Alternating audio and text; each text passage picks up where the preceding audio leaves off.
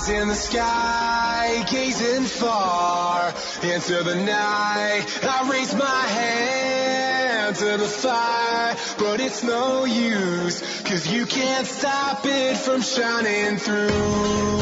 It's true, baby, let the light shine through. If you believe it's true, baby, won't you let the light shine through for you, for you, for you,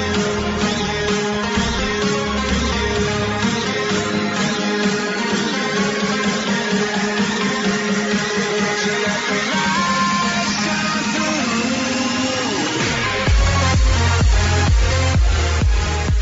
Hi everyone, welcome to Deception Detection Radio. I'm Kay.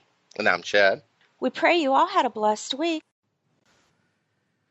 All right. Well, tonight we are joined by Gary Wayne of Genesis 6 Conspiracy, as well as Jim-Wilhelmsen of Beyond Science Fiction.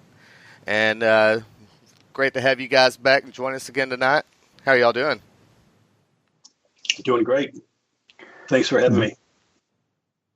Doing very, very well, and excited to be back and looking forward to the conversation, Jim and I and you, Chad, that we're going to have. I think it's going to be quite interesting tonight. Yep, I agree. So I'm going to go ahead I'll kick off the opening prayer, and if either one of y'all wants to do the closing prayer, feel free when we get to that point. Okay. All right. Father, we come before you tonight with this conversation that we look to glorify your name. And we hope that the audience finds it informative as well as edifying. We pray a hedge of protection over Gary Wayne and Jim Wilhelmsen, as well as the listening audience. We pray all these things in Jesus' holy and mighty name. Amen. All right. So, Gary, you sent me the message on tonight's topic. Did you want to kind of give a little bit what we're going to be talking about and then maybe kick it off? Or... Yeah, so, I mean, obviously the larger topic can go in a bunch of different ways. Jim, did you want to start on bloodlines or serpent imagery first? We also have linemen of Moab, and then Jim also has the serpent seed to link in as well. Yeah, you know what? I think we should start off with your stuff, and I can maybe add some comments. We start off mainly on the serpent seed stuff. You know, all the things that you have and how they link in.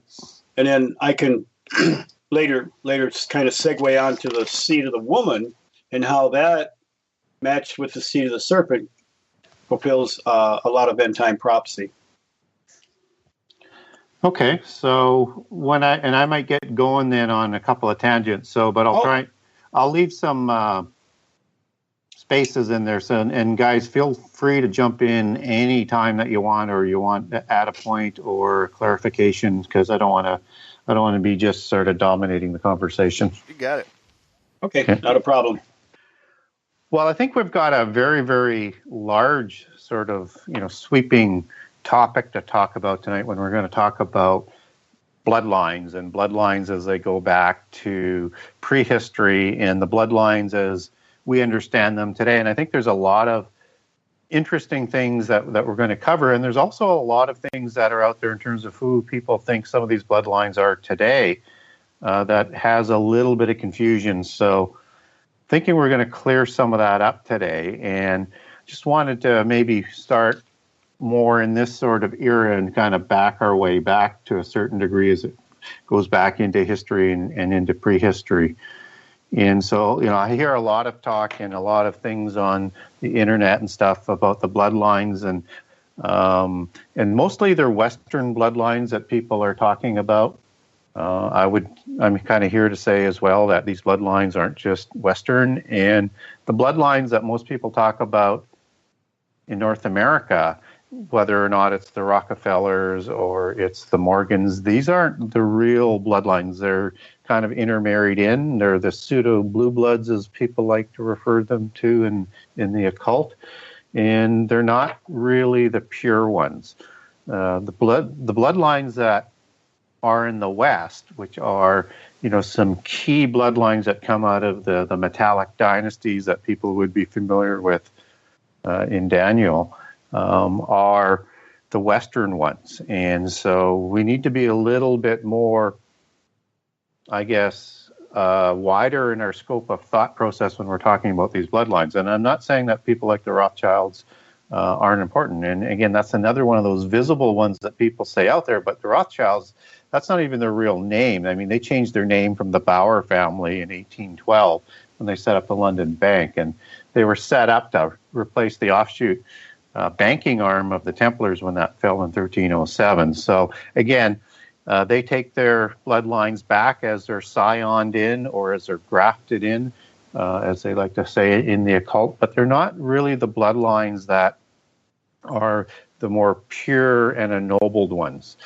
And then as these bloodlines link into the secret societies, again, people kind of get things a little bit out of its place in terms of understanding where the secret societies and the bloodlines fit in. So Freemasonry is a very, very important role and created by the bloodlines and used to their agenda, but there's typically the purebloods aren't in the Freemasons, and the Freemasonry group is more of an initiatory organization to bring in new recruits.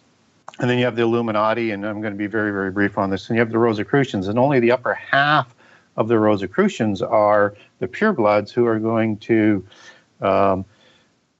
report directly to the other pureblood organizations above that. And as you sort of go up that top to the 13 families, you get this funneling back. And so when people talk about the 13 families, we need to understand that a lot of the families that we see aren't the ones really calling the show. They're answering to other bloodlines up top. And so the bloodlines, as they like to talk about, out of the secret societies, out of the Rosicrucians and the people in the craft and royal families, some of these are different names than what people might be familiar with. So this has a connection back also through the Templars, as I mentioned, because they're the keepers of the message, the keepers of the secrets of the bloodline. And so these are some of the names. I'm just going to throw out some names here that I think people should pay a little bit closer to attention. And the names I'm going to throw out are these ones are de Bouillon and de Payan, and they are two of the founding members of the Knights Templar in between 1090 and 1099. And they were out of the royal bloodlines out of the Lorraine area in France. And there's two. There's an upper Lorraine and a lower Lorraine. And they lived in conjunction with the Anjou of the French family, who also had a member as the founding of the Knights Templar, as opposed to the other Anjou dynasty that was in Italy. And so these are very, very important names because de Bouillon his brother Baldwin becomes the first king of Jerusalem, which is also related to these bloodlines as they go back to King Saul and to David and Zion into Nephilim bloodlines, and as they will like to say, they have the Jesus bloodline in there too, but I totally reject that. But that's what they say. And that those three families descend from the Merovingian dynasty, whose last survivor was Dagobert. And then other families that are very, very important in these bloodlines out of Europe, not only are the ones that these bloodlines come out of the Middle East and through the princes of Jerusalem and marrying into the metallic dynasties, but you also have the Norse bloodline that is being intermixed in these 13 families. That comes from that Knights of the Seraphim order that they have in Sweden, that sort of comes down through Rollo and before. And Rollo is sort of the parent name to a name that people will be quite familiar with called the Sinclair, or the Sinclairs, who are the founders of Freemasonry. So Sinclair is another very, very important family name, as is the Geezer family out of, again, right beside Normandy, right beside where the Norse had invaded and established that territory under the Treaty of St. Clair, where they adopted their name from. And you also have the families of the Fontaines, and you have Joinville and Brienne and St. Clair de Deneg, and also St. Clair de Geezer, because there's some, again, scioning that are going on there. So you have the metallic dynasties, you have the princes of Jerusalem, and you have the Norse bloodlines, all taking their bloodlines back to the Nephilim, and the gods in these genealogies being scioned together in Western Europe to form that portion of the bloodlines from these royal families and fallen angels and Nephilim of ages past. And they bring along some other names that will become very, very important in these families, like the Habsburgs. And people might be familiar with the Habsburg-Lorraine name that goes along with the Habsburg dynasty out of Austria, because that is that. And they also have the double eagle and the double cross, all part of their imagery, which is core to their bloodlines. And in quoting of those bloodlines, as the double cross is a heraldic symbol of those secretive bloodlines that they have genealogies for. And so Lorraine is, again, where de Bouillon and de Payon and Anjou were located. And so they intermarried with the Habsburgs to, again, do this scioning of bloodlines. And the Habsburgs also held the King of Jerusalem title. So a lot of interwoven of imagery in here.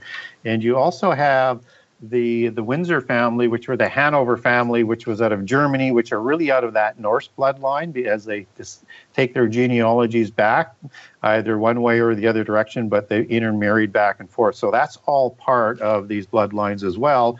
Just as you have the Plantagenet family that the presidents tend to, for the most part, link their genealogies back to, that comes out of the Anjou.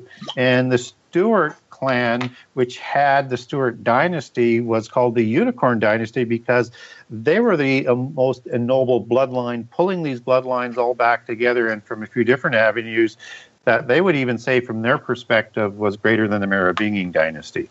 So I just wanted to sort of take a deep breath there and let that settle in and see whether or not there's any questions in terms of what I'm talking about when we're trying to dig into the bloodlines from the Western perspective only as to who we ought to be watching in the end time for families who are going to want to present an Antichrist type figure.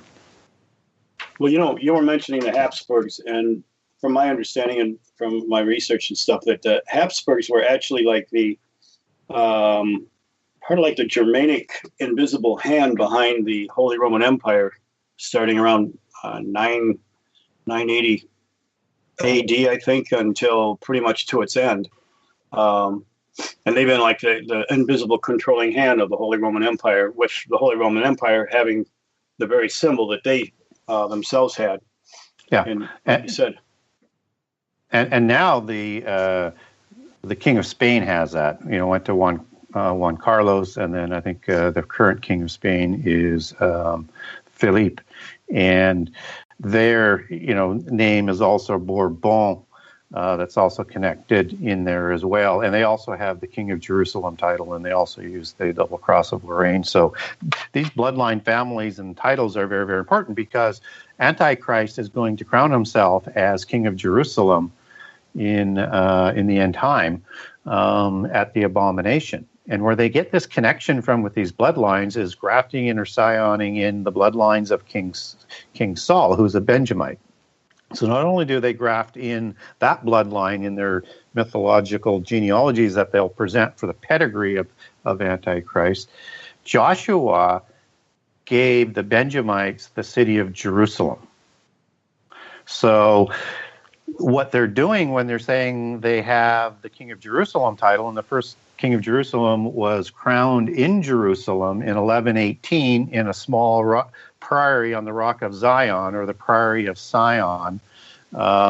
Baldwin the first, brother of de Bouillon, descendant of Dagobert, descendant of King Saul and King David, as they put in their bloodlines. That was the first King of Jerusalem title that they keep and have passed on down the bloodline. So they're one of these main rival groups to watch for the end time, because they're going to want to try and present their Antichrist. But where it gets really confusing is we know in end time prophecy there's going to be many bloodlines and many, not from, I shouldn't say in prophecy we know about the bloodlines. What we do know is they're going to present many Antichrists in the end time. There's not just going to be one. And that's because there's multiple bloodlines competing for Antichrist. And we're going to see this come from around the world as well. So it's just not going to be westernized Antichrist who are going to be the wannabes. Only one's going to rise to being crowned in the Jerusalem temple. And I also think that the one that rises in the Jerusalem temple probably has to have some sort of Davidic bloodline that they're going to at least profess to have, because I'm not sure how you fool the Judean people if he doesn't have some sort of Davidic pedigree to be Antichrist, and that they'll accept him until the abomination time. So we have other bloodlines around the world that I think people may not be aware of, but that people should maybe pay some attention to. And I think one of the main ones, especially with the rising of the power of the Chinese, is that we need to understand who Li Peng is and what his bloodline is. And he's the very famous Li dynasty. And the Li dynasty goes all the way back to Chinese prehistory, to the dragon or the serpentine kings and creator god. So you have like Qian Wang, who's the heavenly sovereign, and you have De Wang, Shenong, and that's the earthly sovereign, and you have Ren Wang, the human sovereign. And as that sort of descends down, you get into the Yellow Emperor and the Five Empires, and eventually you get to Yu the Great, who founds the Washi or the Xia dynasty circa 2200 BC. And out of this dynasty, comes the Li family. And the Li family will be the bloodline that is represented in all the Chinese dynasties, right down to the last Chinese dynasty and the fall of it. So right down, to the I think it's the Qing dynasty. And even when communism takes over, the Li family still has power. They control the secret societies, and there's many secret societies in the Chinese culture, from the Red Spear Society to societies like the White Lotus Society, the Hung Society, the Triads, which is a mafia organization, is a secret society, as is the Italian mafia one. So it's kind of the same sort of secret society infrastructure, but all of the triads around the world have a Li leading it. You have the Wutsu Society, and the Wutsu Society means five, which is the society of the five emperors from the beginning. And even when communism is going to overthrow that type of government structure, there are even some Lis in the communist infrastructure. Even though there's a lot of Lis, I understand that, and it's probably one of the more popular names in China. It's the bloodlines you have to be concerned with. So Li Peng is from this bloodline, and he is now moving to consolidate his power to become president for life. So he wants to become a new emperor. And the Yamamoto dynasty descends out of the Li dynasty and the Xia dynasty.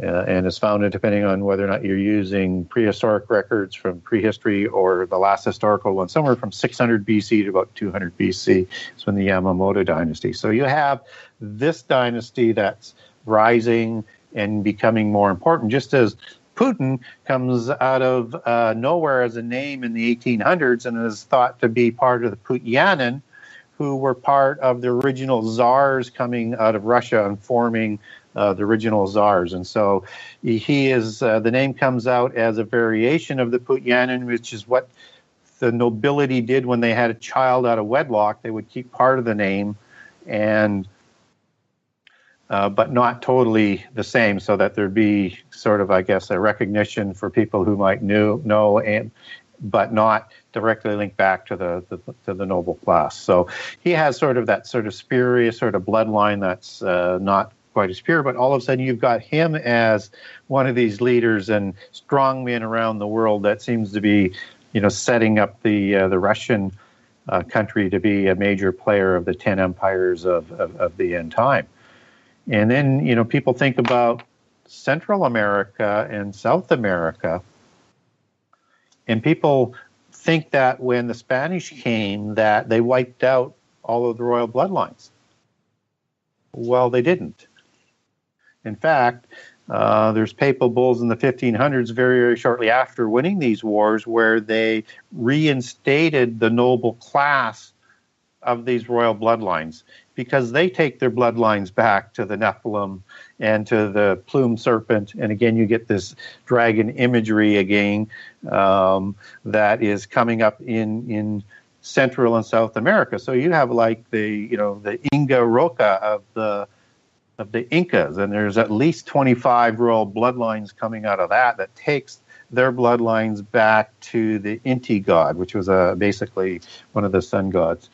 And you also have coming out of Central America that also, surviving out of the Aztec and the Quiche Maya and the nations descending out of there. So you have the Villagomez family, who are the pure Amerindias that come out of the Mixtecs.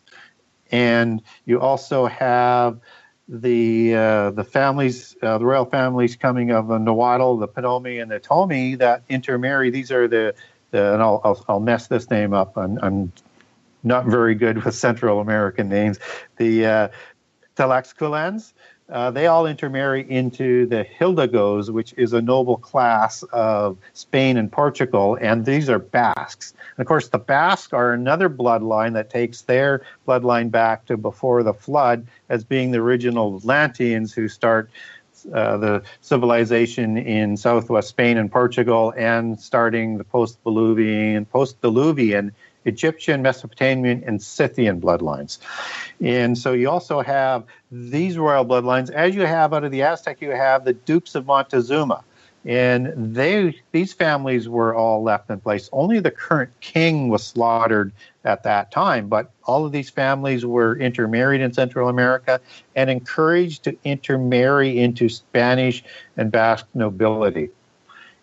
And so again, I'm just creating this sort of understanding of the bloodlines that are around the world, and why this will be sort of a global bloodline thing that we have to understand. Even though one will rise to be Antichrist, you could probably look for most of, or at least half, let's say, of the 10 kings of the end time as being purebloods coming out of these genealogies. And the reason why I say that is you have the 10 toes on 2 separate feet. And we also know in Daniel 2:43 that the descendants of the metallic empires are going to intermarry with the offspring of humans. So there could be just some strong men in place, or very low, let's say, bloodlines coming out of the royal bloodlines to form this 10-nation empire. And then that kind of leads me into, just to cover off one of the other great numbers of people, you have the subcontinent of India that has had so many names and kings and a very, very long history. And that they also have a royal bloodline. And, there's a couple of family names and titles that people ought to be aware of coming out of India. One would be the Khan family out of India. And the other one would be the Singh title and family. And, the Khan family, there's a current leader out of there right now. I think he's from the last Nizam of Hyderabad. But the Singh one is the most common. But what's important about all of this is that you have the Singh dynasty, not necessarily the Singh dynasty, but you have the caste system that was set up in India. And the caste system is set up from the gods, and they set up a priest class and a warrior and a king class. And this is the same infrastructure that you have all over the world. And most of the warrior class goes back to the Nagas, which again are the serpentine angelic beings who bring knowledge and civilization to the people of India, both before and after the flood. And so the warrior class and the ruling class all go back again to the ruling class of ancient history and the ancient kings. And what's interesting about some of that connections as you get into the Rajput kings and dynasties that come down through history is that interconnection as they intermarried with the Persian dynasties, and later on with not with the Aga Khan, but the Khans of Mongolia, and Genghis Khan is the name I'm looking for there, that they believe that the Khan family and the Aga Khan of the Sufi Islamic leadership of Islam, they all have these mixed Indian, Persian, Khan bloodlines that go back into prehistory. So again, I would be looking for that bloodline to present an antichrist, just as you have the Shia, as I mentioned, the Muslims, you have the Shia who have a belief in the Mahdi that is going to present an antichrist figure. And out of the Hindu, you have the names like Lord Maitreya and Buddha, the new Buddha that's going to come forward in the end time. So that's a fairly wide sort of sweeping look at bloodlines as we see them going into the end time that are around the world today, and linking that to that there's going to be many antichrists, and all of these have genealogies that go back to the giants and back to the gods. Now, excuse me, the origin, that's where I kind of am swimming against the current of popular thought. I've always said that the Nephilim and the Gibor are two separate, different entities. One is the hybrid offspring of the sons of God and the daughters of men, and my claim is that the Nephilim are not the result of the combination. They're not the hybrids. They're there when this event happens, but they're not the result of it. And in the original language, and using all of the proper methods of hermeneutics, I even checked with, now he disagrees with me, but I even checked with Dr. Mike Heiser, who way back when, 2003, 2004, we were pretty good friends. I used him for a lot of bouncing off on original Hebrew and everything. He said, well, yeah, Jim, it could, say that, but I don't agree with what you're trying to say. But at least the grammatical parts by one of the top experts in the whole world agrees that it could say that. And basically what I'm saying is that it says that, and there were giants in the earth in those days also, and after that. So the way the sentence structure is there, even in the original Hebrew, they're telling you that there's an offspring made, and then they're saying, oh, and there was this other group here with them.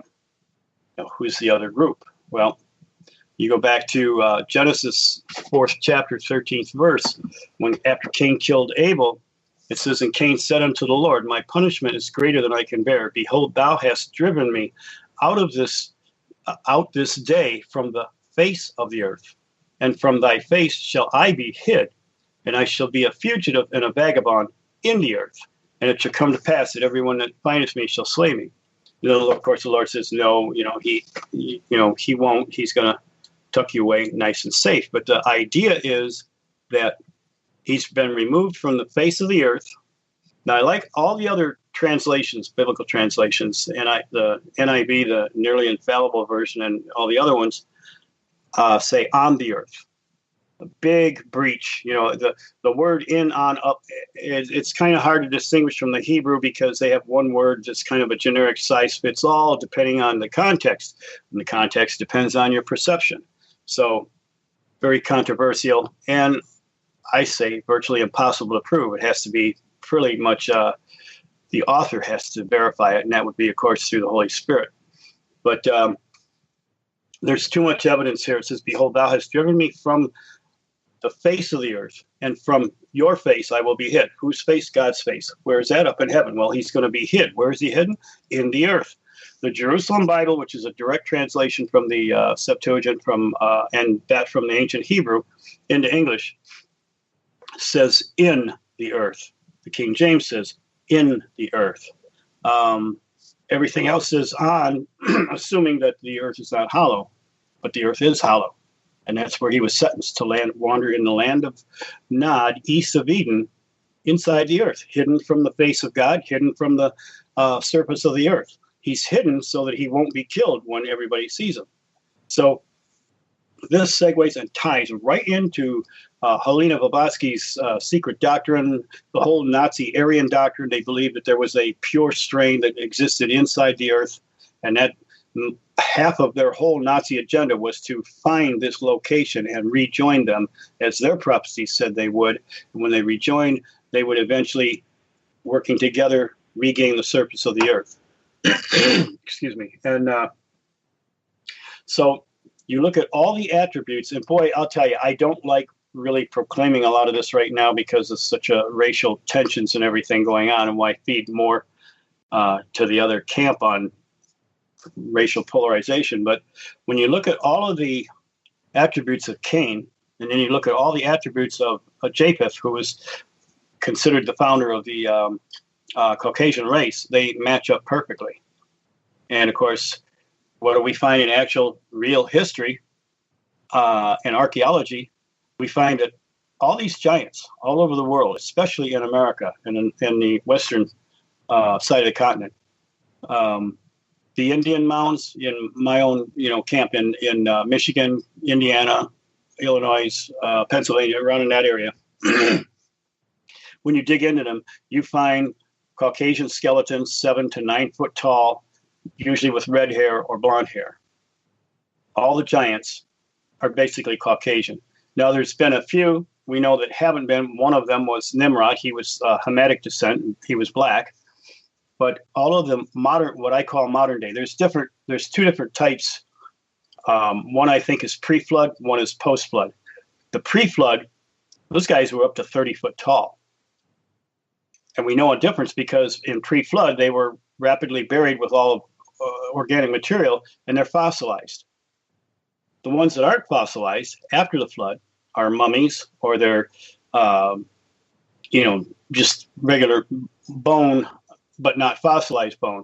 They're usually 6.5 to 9, but tallest were 15 foot. So you go by with the remains that you find after the flood. They never grew taller than 15 feet. Before the flood, these guys were like 30 feet. But we don't find any after the flood remnants of a 30-foot giant. But I've seen some of the actual fossils down at the Paluxy Riverbed in Texas. It's pretty incredible stuff. And I've seen a lot of the different fossils also, or not fossils, the mummified remains, that were found in the burial mounds and whatnot. And even the Indians say that these burial mounds, that whatever is buried in there was long before they were ever around. So an origin there of this inner earth white giants, which there's legends, myths all over the world, predominantly more in the west, in the Western Hemisphere, of these white giants that occasionally would come out and war with the Indians. In Michigan, they called them the copper giants because they were apparently mining lots of copper. And the Ojibwe Indians in Michigan here had a lot of accounts of encountering these giants. But even down in Florida, California, all over the country, Indian legends talk of these different things. And of course, the Indians were never really respected. They just, for that their myths were actually containing a historical record of their lineage and, the wars that they had with these giants, but they did. And there's more to these legends than just myths. They're, I think, oral, traditional reaccounting of their history. And so we have a very repetitive pattern of white giants that are coming from caves or cavernous areas, usually at the bases of mountains. With the Hopi Indians, the reason why Steve Quayle has always said the reason why they would raise their hand and go, how, is because they're counting fingers. Is there 5 or is there 6? If there's 6, we're booking. We're getting out of here because you're probably going to try to eat us. So there is sufficient evidence to indicate that when Cain was sentenced to wander in the land of Nod, east of Eden, he went inside the earth. They came back out during the flood because they had some rebel allies that were kind of on the same agenda against normal mankind. See what happened? There was a change. Once Cain killed Abel, it said that Sin was waiting to crouch like an animal and pounce upon him. Well, after he killed Abel, he was the first murderer ever. And it literally says in the Hebrew that sin permeated his very essence. Something happened that made him unredeemable. And all of his offspring after that was unredeemable. And they're the bad guys that are inside the earth, and all these legends and myths and why there's activity going on in the Antarctic and all this. It's all centered around them. Chuck Missler took the names of the first 10 generations from Adam to Noah. And, of course, he columnized it, and then he took all the names and it spelt out the gospel in a nutshell. It said, by all the names, it said, man appointed mortal sorrow, the blessed God shall come down, teaching, his death shall bring despairing rest or comfort. Now, that process in the Hebraic method of understanding Scripture in a way the Jewish mindset is called pardus.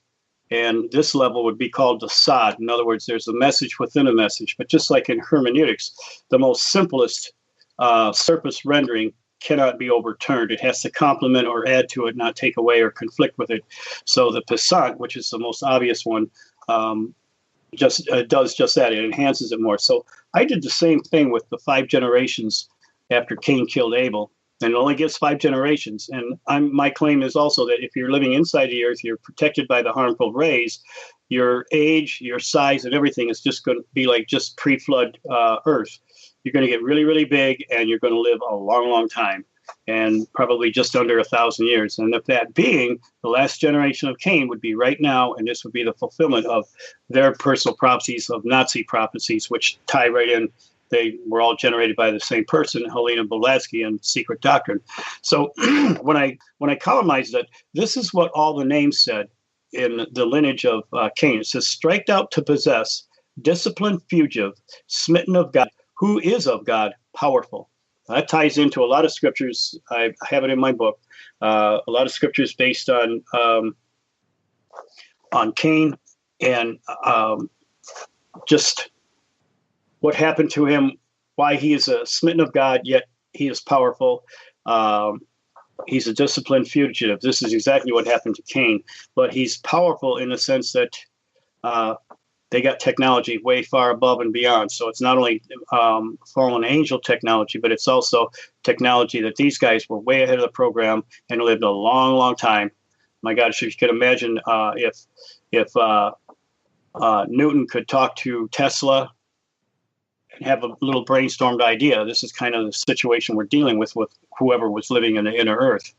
So there was generations passing by up above on the surface where these guys were living 800-900 years, so they could touch base with each other and have quite a seminars and brainstorms. So this technology is so far advanced from us that now they're spinning it off as being alien technology, which it's not. So my claim is that the Nephilim are the descendants of Cain. And Gary, the way you take, it's like the way you have so methodically looked at every culture, every continent, every people group. It's just amazing. It's what I'm saying is here's the vibral first, 0.0. Here's where it started, but then you take it all over. Here's how it permeated all throughout the earth. And but my claim is that it started in the Garden of Eden with the descendants of Cain, but also another strain, and that's the Gibor. Now, the Gibor being the actual hybrid offsprings were disembodied remains that we call demons. But we have prophecies that says that in the last days, and we've been in the last days for 2,000 years, in the last days, these things are going to be restored and repaired. It says in Job, let's see, what is it? Job 20. I think it's 26:6, but I want to make sure I don't wrap off the wrong. Job 26:5 and 6. Dead things are formed under the waters, and the inhabitants thereof. Hell is naked before him, and destruction has no covering. The dead things formed are Rapha. And of course, your commentaries say it's talking about whales and other large aquatic life. It's no. Look at the original Hebrew. Put it together with other scriptures in reference to the same thing. These are the disembodied remains of the hybrids, the Gibor, and they're being restored and repaired and put back into physical human form. And this is clearly what it says when you break down, from the original Hebrew. Are formed means chul, which means a combination meaning of a twisting or a whirling manner in a circular or spiraling pattern. That's talking about double helix coil. Could this be? So my claim is that it's talking about a double helix coil. It's talking about genetic manipulation, which is the very theme of alien abduction, the very subject and idea of Daniel 2:43. They shall mingle their seed with men. So this is how they're accomplishing it. And the real conclusion, the real interesting part is in part of Isaiah. Well, Isaiah 20:26 talks about you are dead, you shall not rise. You are the deceased, meaning, again, the word Rapha. It says you shall not rise. And he has visited you and made even your name to be forgotten. And literally in that context, they're going to be mustered up to their total destruction, and even their name is going to be forgotten. So one is stating the condition that they're in. The other is stating that God is going to supernaturally overturn that. Visited, pakad, means that. It has two meanings. It means to be mustered up as an army. It also means to be supernaturally intervened upon the natural courses of events. So one scripture is talking about the natural course, and the other one is saying, this is how I'm going to overturn it. Sarah was visited by an angel, pakad, so that she was able to give birth beyond her natural normal ability. In Isaiah 24th chapter, it talks about the earth wobbling to and fro like a drunkard. And then it says he took the kings on high, and he took he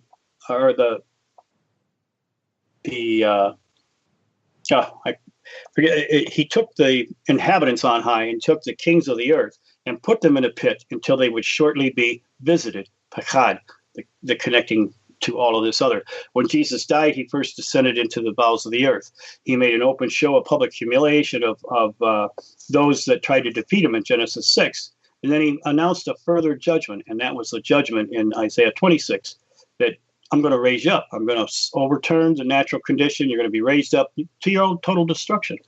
So this exactly is the opposite side of the coin to Helena Blavatsky's 2-volume book, The Secret Doctrine, where she has all this prophetic things about the Aryan being the master race, the chosen race, and you read part of it, Anthropomorphosis, the first volume or second volume, and it reads out like a same but opposite of Deuteronomy, and describes all of the genetic line and how they will eventually reunite with the surface Aryans to conquer the earth, which is what Nazi ideology is.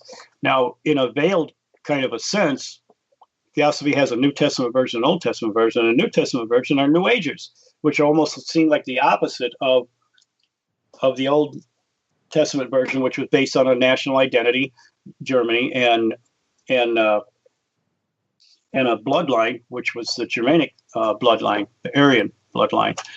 Now, there's like one side, like Gary is seeing it in different ways. Like he said, several different bloodlines competing with each other. And then, of course, the Gabor are the offspring, and they're a totally different bloodline.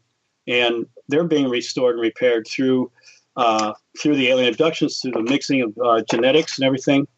Why? Because this leads back to Isaiah 14:29. It says, "Rejoice not, thou whole Palestina, because the rod of him that smote thee is broken. For out of the serpent's root shall come forth the cockatrice, and his fruit shall be a flying serpent." And I looked up every word. This took me over a month, even on my computer program, looking at every word. Prayerfully, I'm saying, Lord, what are you showing me here? And this is what he showed me. This is the unofficial Jim-Wilhelmsen version of Isaiah 14:29.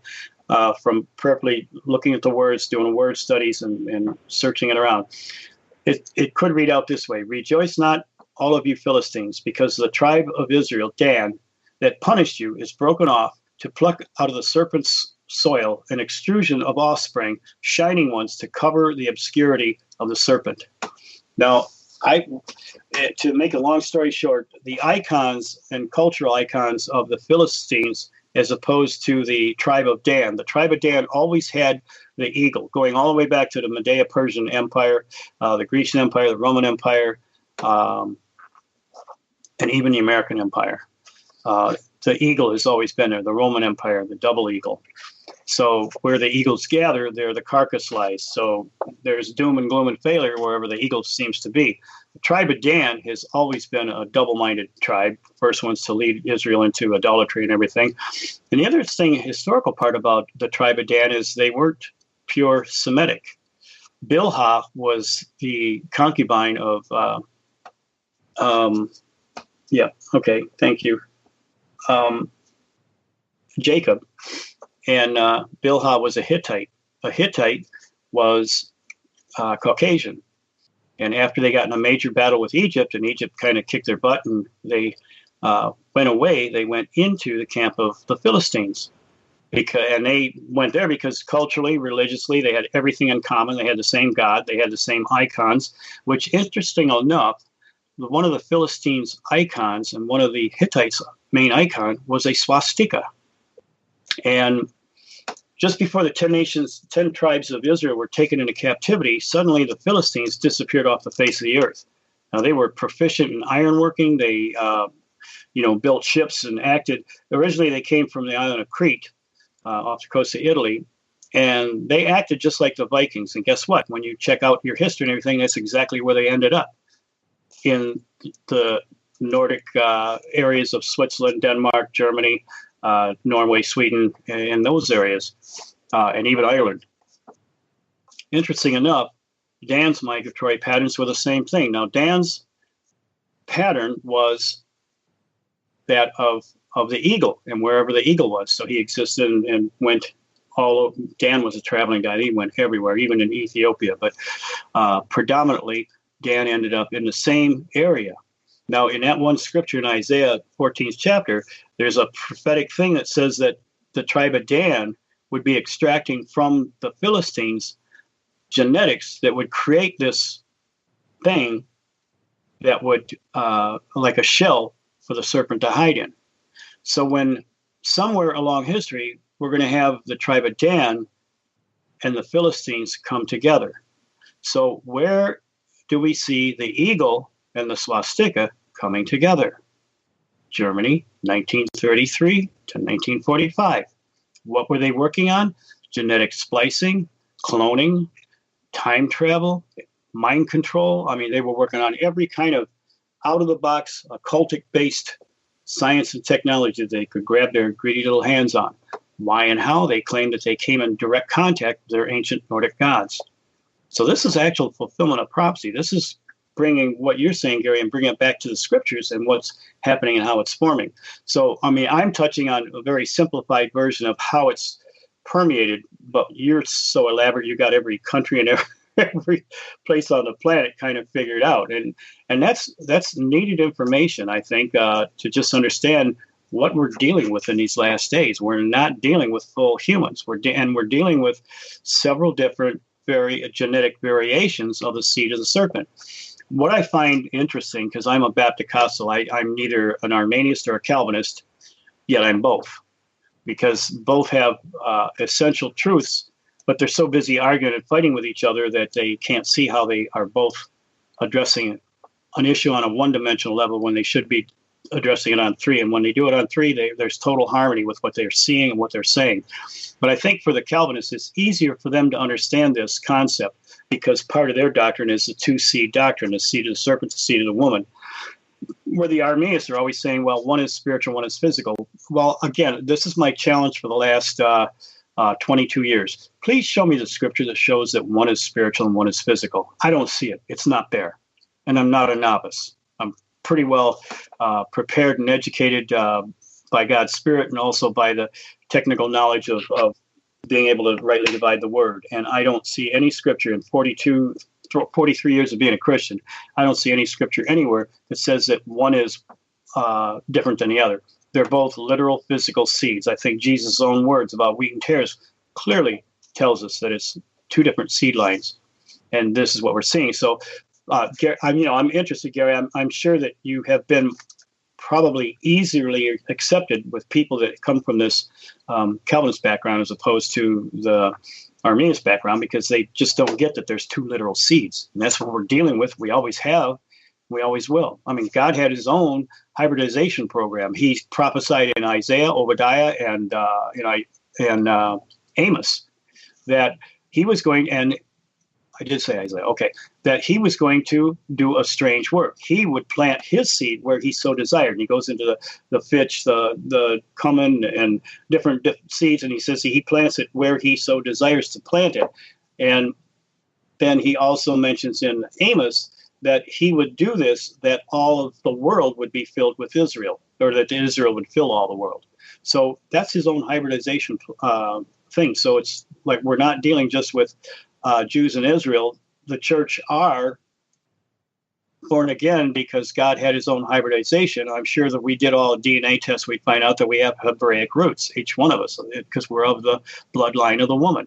So it's permeated into every culture, every race, male or female. That's why when Paul said there's neither male nor female, Greek or Jew, we're all one.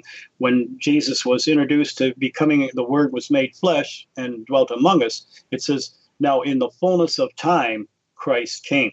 Fullness of time was an agricultural term, meaning when the harvest was ripe, Christ came. When was the harvest?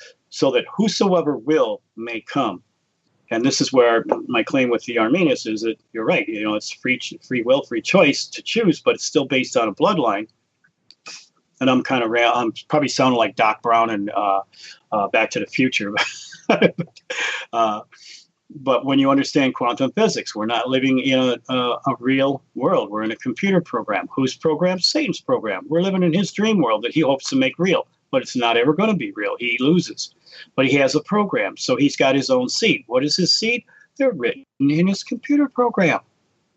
They don't have a chance. They're part of a computer program. They're not God's. God created all things. God created Satan, and God allowed Satan to make a mockery of his creation by running his own little program of 0 1s, 0 1s. But they're not his. So it's creation by extension. It alludes to that in Genesis. We have a day when the Lord created the heaven and the earth, and then we get a scenario written out, which is totally different than the day that the Lord God or Redeemer God created the heaven and the earth. We get a whole different thing. Why? Because it's a parallel dimension. One is real and one isn't. This is where the two-slit experiment is like the two trees in the Garden of Eden is what the Lord showed me. And this is where the big lie is from Satan, that as these electrons go through the slots, if they're looked at or measured, you can change by what they call a delayed, what is it called? Some kind of a delay where one electron goes before the other. And so when it makes a pattern on actual recorded history on the canvas where it hits, there's an entanglement or a dichotomy, a conflict where both are directly, what happens to one is going to happen to the other. And so if you look at it or measure it, you can change a certain part of history. Now, you can't change the Word of God. This is where the Mandela effect comes in, and it's a bunch of baloney when they try to say that the Word of God is being altered. It is not. Never has, never will be. I can quote it right from the Scriptures. But anyways, some manipulation can happen and has happened. Now, I find it interesting that when you look at it or when you measure it, Gary, what are the two main symbols of the two main secret societies? It's the Masons, where they have a measuring, or it's the Illuminati, where they have the all-seeing eye, seeing and measuring. I don't think that's by chance. I think there's a design here that we can begin to see the evidence of how the secret societies are part of this whole thing, right down to a quantum physics level. And I realize I'm scattered all over here, so I'm gonna stop. Maybe the listeners can, record this, back up, and study topic by topic. Go on my website. I got 134 videos. I've got all of this explained in several of the series. One of them, the Antarctic one, I've got one on quantum physics. And you'll see all the scriptures that actually unfold and tell you this. Like, God has given me a way of being able to take all of this historical stuff and put it right back to chapter, text, and verse in the Word of God. And I've had some argue that, the Bible it's a spiritual book. Why limit it? It's a spiritual book, but it's a book on every aspect of life. everything. It's spiritual, physical, emotional, literal. I mean, you get the best dietary laws, the best for your health out of here. The best psychological manual, because it'll show you what to do to get peace and rest. I mean, it's everything. Anything and everything that man will ever be confronted with can all come back to chapter, text, and verse in the Bible. That's my stand, and I'm not going to change it. So I'm done rambling. Wow. That was quite not sure where to begin and end with some of the things you said. It's like maybe 2 hours worth of trying to add and underline and things like that. So, but I will work on a few things on that, because again, you're creating a significant sweep from prehistory to modern time and what's going to happen in the end time. So, and there are a lot of things, and I certainly do agree that we need to understand prehistory as well as history if we're going to understand the end time, because nothing new is under the sun, and all of the references and the allegories are all from prehistory and history. So I think if we can better understand those things, then we're going to be better off. And we certainly know that when you're talking about Cain, the whole Cain story doesn't sort of measure up to making sense if there isn't other people there, right? And whether or not they're in the earth or somewhere else, or they're another creation, and there's a whole bunch of different theories that people have on that. It doesn't make sense of that story unless you understand that he was afraid of somebody, and he got a wife from somewhere which was not around, because there's no sons and daughters until after Seth is born, and that's 130 years into Adam's life. We're not even told how long afterwards. And Cain takes a wife right away and builds a city. Builds a city for who? So, and I don't mean to make light of Scripture. I'm just saying that with the Cain story, there's a lot more going on there than meets the eye. And I know people don't want to relook at the Genesis and the creation story as to that's from what the standard dogma that comes down out of churches, but it doesn't make sense what the churches teach. But they don't want to deal with the contradictions or the issues. So I agree with you with Cain that there's things going on there that we need to understand in terms of how that comes down and how that may play out throughout time. Now I'm going to move forward and then move back again. And I agree with you in terms of what you're talking about in terms of the giants in North America and around the earth, where but the ones in North America are red hair and very pale white skin. And that is a common description coming out of prehistory, but with more than just one color of hair and eyes. So you have the red-haired, hazel-eyed, pale-skinned noble Celt that the Vlad the Impaler would have been also part of, as part of the Scythian and the Celtic people, or part of the Aryans coming out of the Middle East. And I'll touch on the Aryans in a few minutes that you were talking about. And you also have the blonde-haired, blue-eyed ones. So you have two different ones that come out of it. And they're mentioned in these descriptions are in the Quiché Maya. Out of the Popol Vuh. You also have that in Atlantean mythology. You have that in Egyptian religion and mythology that's talking about these two mainstream sort of giants that are coming out of prehistory.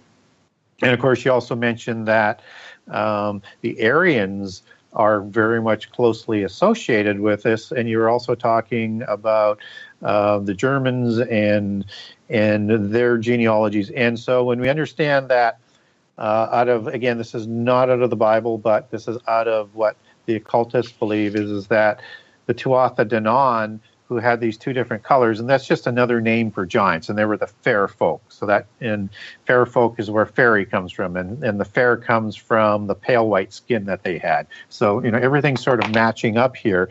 They went up the Danube and, into Russia, into Germany, and into Sweden, into Austria, and then other ones went to England, like Southern Ireland and England and to Scotland, and so you've got a few different races in there. But you have mostly the red-haired and hazel-eyed ones going into the English area. Let's just say Great Britain. You have the red-haired, hazel-eyed ones still being in Romania and that area, and then as you get into Russia, Germany, Austria, and the North, you have more of the blonde-haired, blue-eyed ones. And so I don't find that that's a coincidence. And the Aryans are this unknown people with a language that has this non-connection to the Semitic languages coming out of the Middle East. But as they show up, they go down south into the Middle East and are intermixing with giants, or are giants. It's hard to know which coming out. Yeah, there's a lot of different views on it, but they're very, very prominent in forming the Mitanni dynasty that the Horim are intermixed with, and the Alephs and the Dukes of Edom are also, and the Kazites are intermixed with, and another one goes off into India, and to form and settle into the Indus Valley, and they start Zoroastrian there that forms into Hinduism, and you have this cross-reference of these two religions coming from the Middle East and into India. And the Aryans, as I said, we're not sure whether or not in all cases that they're considered as giants or just as related, but they do have that same sort of descriptions in being very, very vicious in terms of being warriors and the skin color and the hair color. And so when you understand that the Germans take their belief system back into prehistory as descending from the giants, and from a place called Thule, as in the Thule Society, that was one of the main societies towards the final formation of the Nazi group and march to power. Thule was an Atlantean sort of twin. So it's either a separate antediluvian civilization, or it's the same as Atlantis. It's kind of hard to know, but it's very much in the Asgard type of Norse mythology. So I think there's a blend, but I think they all sort of go back to the same kind of being. And it's these giants that are intermixing with people after the flood and before the flood is the root to the serpentine, reptilian, Rapha, and Nephilim spirits and physical attributes that sort of start weaving things sort of back together, just as in the belief system of the occult that these giants escaped out of Tartarus after the flood in northwest Turkey, where the descendants of Japheth intermarried with, and probably took, if that part's true, or the giants maybe not out of Tartarus but are recreated. I don't care how you arrive after the flood, except that they're there after the flood. And they take on Gog and Magog, which are Greek or Scythian, northwest Turkey names for giants, just as those giant names show up in England as Gog and Magog.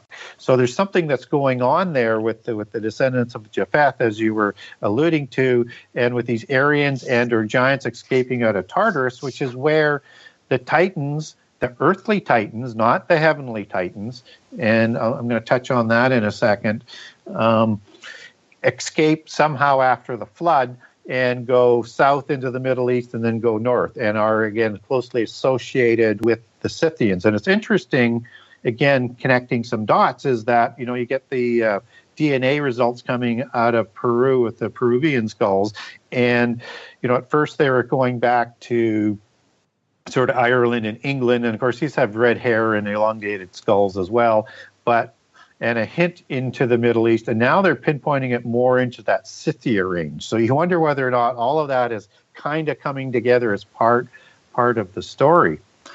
But when I talk about Titans or Anunnaki, they had a heavenly Anunnaki and an earthborn Anunnaki. And of course, the earthborn Anunnaki would be the ring lords or the Nephilim out of Samaria, and the earthborn Titans, whether or not it's Atlas or it's Hercules, are the offspring of Poseidon or Zeus or whichever other god. And those are the heavenly Titans, as in Zeus and Poseidon. And then you also have the earthly giants that Hercules and Atlas and all the other famous names, whether it's Theseus and Perseus and on and on and on, of all of these different titans.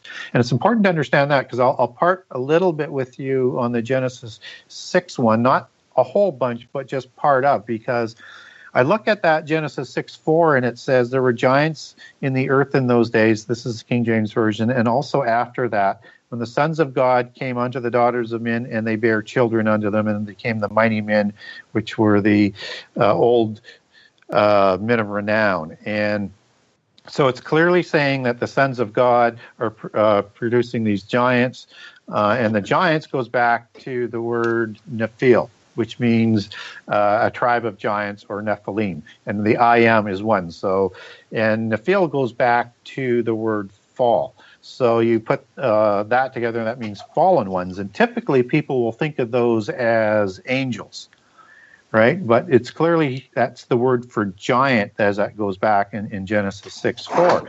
And the connection is this. I think that Gibram you have to be careful with as well, because even though it's used like 158 times in the Old Testament, not all of them go to giant. There are words for just being valiant, for example, and some of the descriptions show up with David's mighty men. Now, some of those were probably descendants of giants from the Hittites and wherever, but not the Jewish people, in my opinion.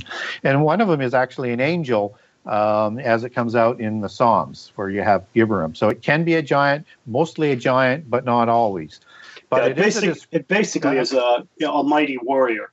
So, yeah. And like you said, it can be a mighty warrior that was on David's part. Obviously, they were, not a seed line describing a type, personality type, but it also can mean something in context in Genesis 6 as something that's not human. But yeah, yes. Some people take that word and say, well, every time that word's mentioned, it's got to be this hybrid. No, it isn't. Yeah. The word is got to fit the narrative. Yeah, like a bully tyrant, but a famous warrior. Yeah. So where I'm going with this is that it's odd that the giants would be called fallen ones, right? Because they're the offspring of the giants, according to Genesis 6:4, as I read it and understand it. But if we look at what I had mentioned just a few minutes ago, is that you have a heavenly titan and an earthly titan.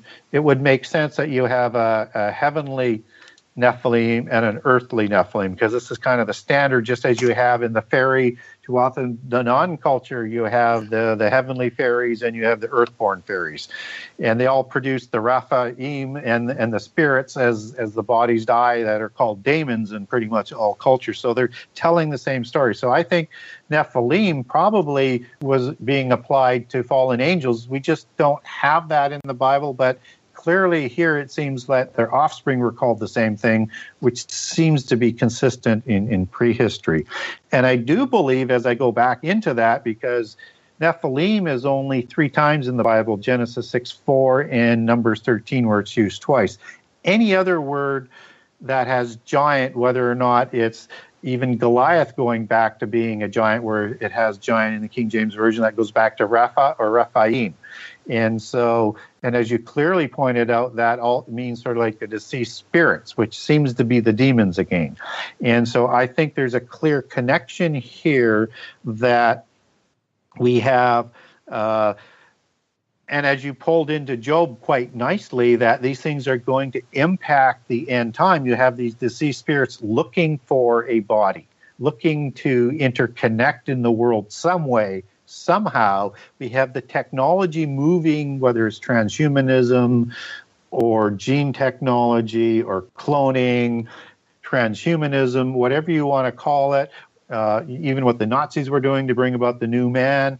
This, I think, is trying to bring a physicality place for the demons to locate. And just as you have this word oikotarian that's associated with Jude 1:6 and one other place in the Bible, also associated with a dwelling place for the spirit in heaven. These beings need a dwelling place, or a physical dwelling place, for that roaming spirit, because as Jesus says, as he talks about the devils and the demons in the New Testament, is they thirst for a body and they have to possess it. And so I think that is coming together with what you're talking about, Job, of how the Rapha or the Raphaim will reappear in the end time. although there could be another incursion of sexual violations. But I think more evidence points to that they're trying to give these non-physical beings that are only spirits right now, because they lost their bodies, a body to help bring about the end time and bring about the ultimate end time battles. In Daniel 2:43, it says that they shall not cleave one to another, even as iron doesn't cleave to clay. And when you look at the word cleave there in the Aramaic, it's the same word in the Hebrew, that a man shall leave father and mother and cleave unto his wife, wherefore they're no longer two flesh but one. So the cleaving there is talking about marriage. So in this last beast empire, where they're working on this project, they're not doing it through the traditional sexual intercourse, producing an offspring. They're doing it clinical, outside of it, outside of marriage. And that's exactly what we see in all the genetic tampering, the very theme of alien abduction, the technology working on now is called transhumanism, cybernetics. All these Frankenstein things are creating this shell for the serpent to hide in. So when DARPA is working on all these genetic things in underground labs, thinking they're going to create the ultimate cyborg warrior, they're creating the shell that these very things are going to possess and occupy. They're making the end time locust army, and they don't even realize it. I think a lot of them, maybe the highest ups, know exactly who they're in league with and what they're doing and what their agenda is. But unfortunately, a lot of that is being hatched here, and it's outside of the normal marriage process. Yeah, and again, we've been talking about this serpentine imagery and the seed of the serpent. And again, I would not lose sight of that I think, Genesis 3:15, when it says seed of the serpent, it is talking about serpentine type beings. And again, absolutely. We'll take that in a couple different directions from Genesis 3:15. In my view, it is definitely serpentine from the gods and the fallen angels, because it's the seraphim angels who are the watchers who produce these giants in Genesis 6 in my conclusion and research. And these are the seraphs, or the seraphim, the fiery serpent ones that are described in Isaiah 6. And you don't get too many other applications for seraph. You get one in Deuteronomy where it's talking about, again, these fiery, venomous snakes, and also in Numbers when you have the Israelites being attacked by the Nakash serpents, these venomous serpents. But the image that goes on the rod for Moses that is going to stop this attack of these Nakash serpent-type beings, or beings, snakes, and cures them of their poison, is a seraph or seraphim again. And I think that this imagery is important to remember, because they pass this imagery on. And they pass it on to their offspring. And if we take just a quick step back, when it talks about Nagas in India, Naga goes back to the Sanskrit word cobra, just as you have a cobra on the Egyptian imagery for their kings and their gods. So there's a specific kind of serpent, because the normal word for snake in Sanskrit is sarpa.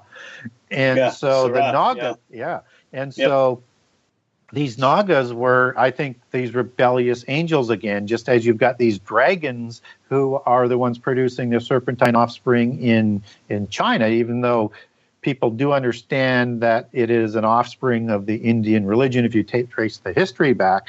But a seraph or seraphim with wings is a dragon. So dragon, serpent, same thing to me. And then when you bring that over to the Kishamaya and Central and South American and North American religions, you have the plumed serpent or the feathered serpent, which is, to me, talking about a rebellious seraphim angel who produced the giants in those cultures as well. Sometimes in a little bit different forms, but they do produce the giants.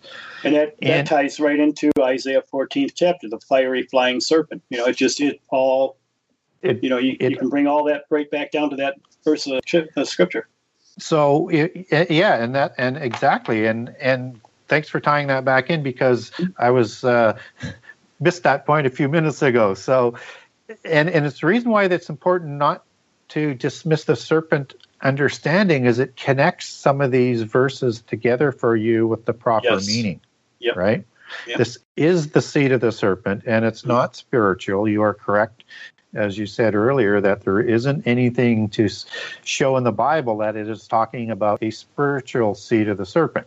I mean, I suppose you could go to John 8, where Jesus is talking about the Israelites or the people of Judah as being the spiritual descendants of Cain, because obviously they're not the descendants of Satan, not of Cain. I don't want to mix in that other serpent seed line that I don't necessarily go with, but are the spiritual descendants of Satan? Well, they can't be a physical descendants of Satan, because they come down through Seth and then Noah and and then Abraham. We know that genealogy. So if you're saying that, then again you're missing the point here in terms of the accuracy and the literal aspect of the Bible. And this imagery of the serpentine imagery, it inundated prehistory, both with the gods in terms of how they described them, and the kings, and down through the lines, and even to the royal iconology that they utilize today with dragons and serpents. It is there for a reason, because they track those royal genealogies that I talked about earlier in the show back to prehistory. And if somebody wants to see a serpentine look of a king, and this is a couple thousand years after the first Nephilim were created in the antediluvian epoch, is go to a King Tut museum, look at Akhenaten, or bring up some Akhenaten pictures on the internet, and you are going to see a long chin, very high cheekbones, slanted, larger eyes that go back. And by the way, the original one's eyes glowed. That's why they're called the shining ones. And this elongated skull that's usually hidden under this cap. And if you look at that front ways or sideways, you are looking at a diluted form of a serpent type face. There's just no getting around it. And I think they were depicting him accurately. Kind of like the Paracas skulls that L.A. Marzulli has been working on. Exactly, and those are smaller than, and not quite, and, right. and again, because these bloodlines have been diluted over time, right? Yep. So they've lost some of those features and characteristics, but they still have much of the same characteristics as what they did. There's just more diluted at this point in time. Yeah, and it's mentioning the diluted strain. I mean, it's even diluted into the human to the point where you and I are nobody here unless it was under the revelation of the Holy Spirit. We don't know at what point do you cease being a human and you're a hybrid, or you're a human with just some genetic traits, because this has permeated into the human bloodline. So I get phone calls all the time from people that, because they have Rh negative blood, maybe they got 6-digit fingers, in their family. And one poor woman, she was scared to death about all this. And I asked her, I said, you're really concerned about your relationship with the Lord, aren't you? And she said, yes. And I said, but more for my children, do they have a chance? Are we all damned? I said, no. I said, I can prove it by Scripture. In Genesis 3, it says, I will put enmity against thy seed and the seed of the woman. Enmity means a natural hatred, a disconnect. There's not going to be anything there. So if you were truly of the seed of the serpent, we wouldn't be having this conversation right now, because you wouldn't care. You couldn't care of a relationship with God.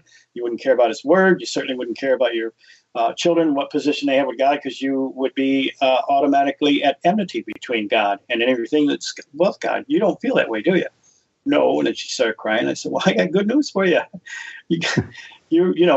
I said, let's seal the deal right now. You said you already prayed and asked Christ in your heart. Let's do it again and just know for sure. And then I walked her through some of the basic scriptures, and she felt like a very happy person after that. And I said, your kids too, if they have already done this, they're not bound by this, Rh negative blood. They're not bound by the fact that you've got too many relatives that have 6-digit fingers or toes. If you have a desire and a love for God and you're seeking Him, what does God promise? If you shall seek me with your whole heart, you're going to find Him. You don't have anything to worry. Your name's written in the book of life, and you're on your way to heaven. So rejoice that God's redemption could reach the uttermost. So, I think that's going to be more and more of an issue as they continue to do Frankenstein in the labs and everything. People that didn't have a choice, and now all of a sudden they find themselves, mixed up in it with things. If they have any conscious desire and awareness for God, they're human and they have a chance.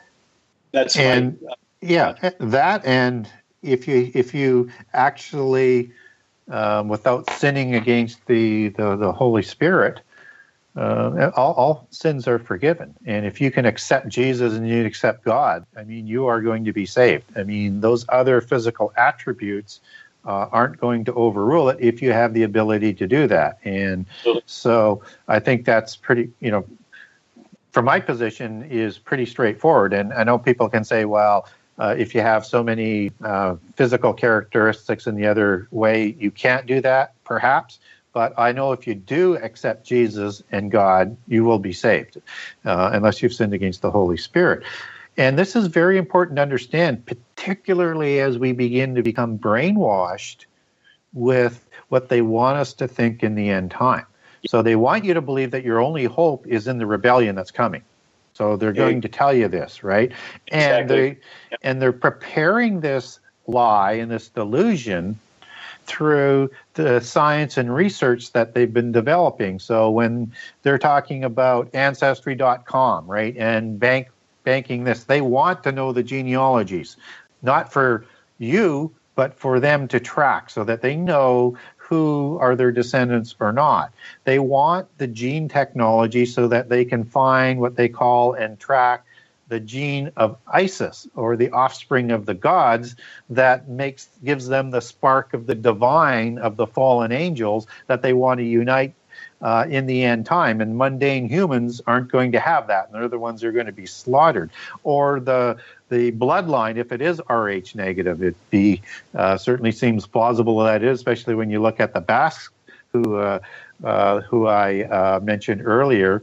Although some people say, I think it's Basiki instead of Basque, however you pronounce that, I don't want to mispronounce it, is they have over 70%. Some people say as high as 80. I've seen some reports as low as 50, but most of them are 70 to 80% Rh negative bloodlines, and they're the ones who say they are Homo Atlantis, as they call their species.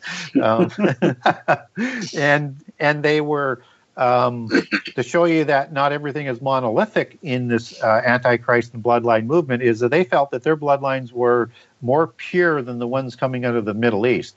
And so there was this power contest, and they were a little bit more elitist. And also understand that you have, and I don't believe this is a coincidence, you have Ignatius of Loyola and Xavier, I'm trying to remember the other name, two of the three founders of the Jesuits were Basques. So I don't believe these things are coincidences as they move their people into place. But the point of the matter is they want to be able to identify in the end time who they consider are the elite and the more elite according to the physical aspect, which is all of this world, and not the spiritual aspect for the most part, because they can only create a position in this world as gods within the physical realm and not outside of it, although I do believe they're trying to develop the technology to access other dimensions and the heavenly realm. I'm not sure they'll actually get there. So that it is going to be all part of that deception in the end time in terms of what they're going to be offering you for godhood. And according to Davos, they're going to deliver it through the healthcare system. I think somehow they're weaponizing this knowledge also. When you look at, I did this on a transparency thing. I looked at all the heart facilities that now exist. There's not just the one in Alaska anymore. I think there's 28 different ones all throughout the world. And when you look at those facilities, and then you take a map and mark where all the animal deaths have occurred. Now, the animal deaths, whether it be sea lions washing up on a shore, whether it be sheep or birds, falling from the sky. And I've been in several places where, in Roswell, all the lakes, all the trout were belly up dead. And, this is before I knew anything about this. In Detroit, where I live, in all the rivers, one day all of the what we call silver bass. It's a form of a shad, kind of in between a carp, really. They were all belly up and dead. I mean, you could practically walk on the water with the dead bodies of all the fish that were floating up. But it's all species specific. It isn't just randomly a bunch of fish died. It's only one type of species. To me, I see this as a weaponization. They're experimenting, and they're zapping, through manipulating and utilizing HAARP somehow, through sonics. They're zeroing in on a certain specific genetic marker, and they're able to do what they want with it, which is killing them. And some of the ridiculous. I had a little bit of marine biology when I first started college. That's an area I pursued, so I know a little bit on a more technical level. But some of the things that the world is trying to tell us. Well, when they're overpopulated, then they just suddenly. Are you kidding me? You actually think? I guess some people can believe that. I mean, it was just such an outrageous lie that they were, passing down. That there's no way there's, overpopulating and they automatically die. That's a lie. That's not even scientific. It's just ridiculous.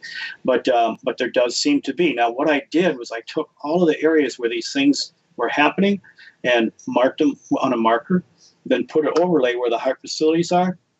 Man, I mean, if that wasn't a smoking gun, I don't know what was. It was all associated in close proximity to where these facilities were. So I kind of wonder if they aren't, I don't even know where it's going with that, but I do kind of wonder if they aren't genetically specifically marking even individual human beings to be able to perform that kind of a thing. Whether they're ever going to accomplish it or not, I don't know. Could be some of the plagues, could be some of the reasons why certain groups have certain diseases. I don't really know yet, but I'm sure we're going to find out down the line. When we have some of these mysteries, that might be one of the answers to it, not whatever insane, crazy excuse they give us. Yeah, as we cross into the threshold of the unknown in terms of possibilities at the quantum level and at the genome level, right, and the DNA level, all I know is you can be assured it is all going to be used for the end time, for the deception. Exactly. And to bring about that rebellion and rendezvous with God that they're wanting. And most people don't understand that is the other side, the serpent seed line, the secret societies, and they're all part of this very, very large organization around the world. They want a rendezvous and a battle against God because they've been deceived already that they believe they can win. Yep, they do. And that's what a lot of people don't understand. They look at Satan as being he was cast to the earth, he lost the war, so misery loves company. He's just trying to drag as many people as he can down with him. No, he's a far more dangerous. If you don't have any hope, then you're not going to have that much determination. But he has hope. He's deluded. He thinks he's going to beat God at his own game. If he does everything the same and opposite of what God does, he believes he'll stand in the white throne judgment and say, look, you're a God of your word. I did everything the way you did. I deserve my own people. I deserve my own universe to rule. And, you've heard me say this before. It's like God saying, exactly what he wants. I got good news and I got bad news. You know what? Look, here's your little dream world. You tried to make it a reality. And what did you do? You brought it to flame and fire. And guess what? You are entitled to what you reaped is what you sow. So there's your universe, and the people that decided to follow you, there's your people. It's called the Lake of Fire. Enjoy yourself for eternity. Now get out of here. You're not mine. I know a lot of people don't agree with me on this, but it certainly sounds like you do, is that yes. The angels know they can't win. The demons know from the angels that they can't win. But that's not what they're trying to do. They know the power of God. Oh, they're not going to beat God. They just want their own, they want to be independent. They want to be like God. They want his own realm. Yeah. It's in any time it's talking about Satan in that aspect. And I think Isaiah 14 and Ezekiel are very, very descriptive that they want their own realm, right? Their own universe, as you call it, or whatever. Totally agree with you. They're not trying to take over God's heaven. They don't want that. What are they going to do with it? They want, because they know they can't defeat that. They're saying, look, we want a piece of our own cake. We're breaking out on our own. We're subcontracting. We don't want you. we want to be like you, but Yeah. our own place where we make our own rules. Exactly. But to the humans, to the ones that are the descendants of Adam, who are going to be raised above angels in the future time. It don't sit well to them. They don't like that.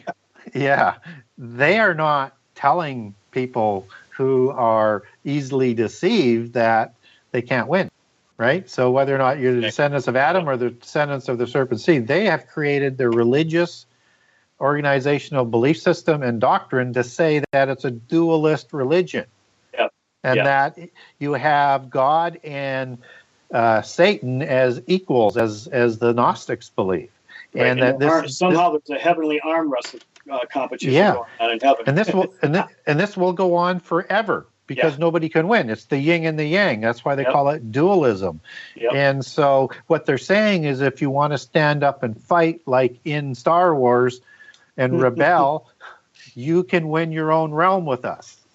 But you'll have to fight, and that's what they're going to be selling as part of the delusion as well. And I think your research into the alien mythos and belief system and is a significant part of that deception in the end time, because I think we're going to be told that we're just one of many beings in the universe, just as in Star Wars, right? And you have to band together to fight against the evil empire, or the evil god, as they call the God of the Bible, and fight for your freedom. Because he's a totalitarian. He wants to control everything. He wants to limit you and keep you from all these different things. And I'm the liberator. I want to give you all this stuff. It's like, you make a deal with the devil. You get never what you wanted, more than you needed. It's never going to work out for you. And, the real thing is, we are promised to be joint heirs and co-rulers with Christ forever as children to the Father. I mean, that doesn't get any better than that. I mean, it means, I talked to a New Ager. You hear the New Age, it's always referring to the universe. The universe told me this, or the universe guides me here. And, it's like, I compared it to this. I said, well, so you have, what is the universe to you? Well, it's this Akashic record, literally a consciousness of all life that's ever been and ever will be, has a conscious entity as one singularity. And so this is the universe, and the universe leads and guides. I said, well, kind of doesn't make too much sense. You have all the belief and faith that this Akashic record is giving you all this information and belief, but the universe, somebody created that universe. I said, compare it to a computer. A computer has a program, and the program was written, and it's a script, and it's being written out. But what powers that program? The computer chip. So you have faith in the program, but you don't have faith in the power source that made that program exist or even become anything at all. I said, why can't you believe in the program? The creator is the program. Jesus is Jesus is the processor, and he is what empowers everything. And he empowered one person to become a rebel and to create his own thing. And so you're tapping into this Akashic record, which is just thousands of fallen angels and rebels. So they're talking to you, and you have faith in believing in that, but you don't see past that to see that something else has to be giving this power and life. So you're going to the middleman. I'm going to the source, to the power, and his name is Jesus. So why can't you have faith to believe in a power source as opposed to the program? Because the program isn't going to get you anywhere. Because there's two programs that have been written. One's written by God, one's written by the rebel of God. So, but, someday you don't get it, but I hope you get it before, on this side of the grave, and not afterwards. Because if you get it afterwards, it's too late. Then you're going to be with the one that wrote the wrong program, and you'll be in his domain forever. Yeah, and the punishment is the same, is if you take the mark. So, and that's your sign of allegiance and loyalty that you'll swear an oath to in the end time, if you believe the stuff that they continue to brainwash people with. And obviously there will be many, many, many, many people, and they'll be in the majority that will will accept the lie, because it's unfortunately, you wish it would be the other way around, but the lie is that seductive. But why should we expect that it wouldn't be seductive? I mean, it'll appeal to all of our humanly lusts and wants, right? Because we're already tainted in this physical world, and it's just as Eve was seduced in the Garden of Eden. They didn't seduce her with something that was going to be totally awful to eat, right? It was a fruit. We were warned that there would be lying signs and wonders that we would see coming down from the heavens. And when you look at that in Thessalonians, you can see a two-stage situation there. Lies, signs, and wonders actually is not two different things. One is the actual event. The other is the moral or ethical value or belief system behind the event. So when you have an encounter with an alien, there's the physical event, and then what that alien tells you is the moral and ethical principle behind this amazing event. So you're captivated by the event. Oh, wow, something from another place. And listen, I got to hear what they are telling me, because look at their superior technology and all this stuff. So we're dazzled by that. So what we're not realizing is that when we see miracles and wonders happening by these entities, these aren't going to be tricks. They're going to be presented with science and technology and fully explained to us. We're going to be dazzled by that, because our subconsciously, the people that have rejected Christ, their God is science and technology. If a scientist says thus and such, that's absolutely the way it is. I mean, they blindly follow scientists as man used to blindly follow the Holy Roman Empire. If the priest says it, that's the way it has to be. I don't know, just humans are just lazy. We don't want to be, searching things out for ourselves or critically analyzing things and trying to connect dots and make sense on our own. We just accept, maybe it's even laziness. It's not that we're stupid, it's just we're lazy and caught up too much in the pleasures of this world. So yeah, just tell me what I need to know to get by. And, as long as I'm fed and get to do my thing, I'm happy. I don't really care about anything bigger beyond that. So it's easy to feed people crap, and they just eat it up as long as they're happy and can do what they want to do. But their God is science and technology now. So we're not going to be tricked by technology into believing, magic stuff or whatever. When the Europeans first came to the continent and they tricked a lot of the Indians, they tricked them, but they didn't explain anything, because Indians weren't worshiping technology. They had to be tricked. Now we desire, we hunger, we feed on technology. Just ask anybody with a smartphone. And we want that. So when the so-called aliens come down, they're not going to trick us with technology. They're going to teach us. They're going to say, look, this is good stuff, and we can give it to you. Oh, well, you believe in this restrictive God, and you have to follow him. Well, you know what? We can give you the same thing, but you're not accountable to anybody or anything. You can have it all.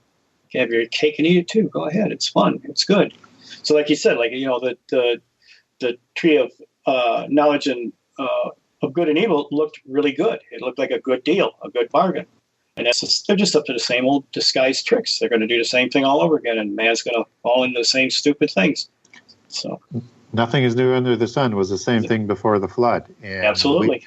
And this won't be imposed on the world. The people will accept it with open arms. They'll fall and love it. They'll follow after Antichrist in awe, and the Babylon religion in awe. They will be totally thinking this is the new age, right? This is the new Atlantis. Exactly. This is we are about to vibrate or quantum leap or have a harmonic convergence into godhood. It will all be being offered and seemingly be possible with dazzling us with all the tricks in Satan's bag and his followers to deceive us. So it's not going to be that most of the world is going to say this is crazy. It's only going to be the naysaying people who believe in the God of the Bible and in Jesus who are going to stand up against it. And even the people of Judah, for the first 3.5 years, are going to fall prey to this. Yep. Right? They're going to fall. They're going to fall right into. Well, it was prophesied.